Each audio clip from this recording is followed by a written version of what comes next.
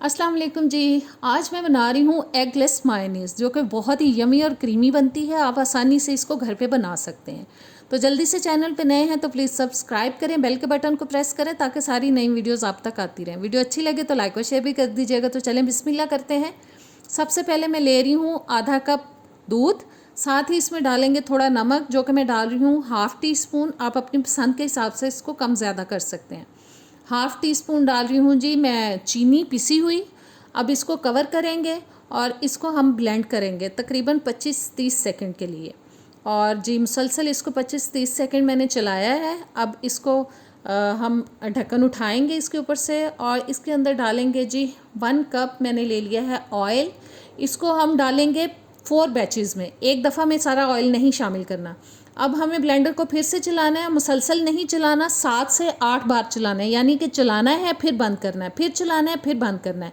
और ये अमल हमें 7 से 8 बार रिपीट करना है। और मुसलसल 7-8 बार मैंने इसको रोक के चलाया है। और अब हम डालेंगे जी इसके अंदर half tea spoon mustard paste. और मस्टर्ड पेस्ट डालने के बाद इसमें जाएगा वाइट वाला सिरका, जो कि मैं ले रही हूँ 1 टीस्पून जी। सिरका डालने के बाद फिर से इसको कवर करेंगे और ब्लेंडर को हम चलाएंगे थोड़ा तकरीबन 25-30 सेकंड के लिए मज़ीद। और अब मैं इसमें सेकंड बैच डाल रही हूँ ऑयल का, फिर कवर करेंगे और फिर वही वाला अमल हम रिपीट करेंगे, यानी कि 7 से 8 बार हम ब्लेंडर को चलाएंगे, एक दफ़ा नहीं चलाएंगे। पास चीज़ें बनाने की कुछ ट्रिक्स होती हैं, आप उनको फॉलो करें प्रॉपरली तो हर चीज़ जो है वो परफेक्ट आप बना सकते हैं। ये देखें इसका टेक्सचर कितना क्रीमी होता जा रहा है। और अब हम इसको फिर से ऑयल का जो थर्ड बैच है वो मैं डाल रही हूँ इसके अंदर, कवर किया और फिर से वही अमल हम रिपीट करेंगे।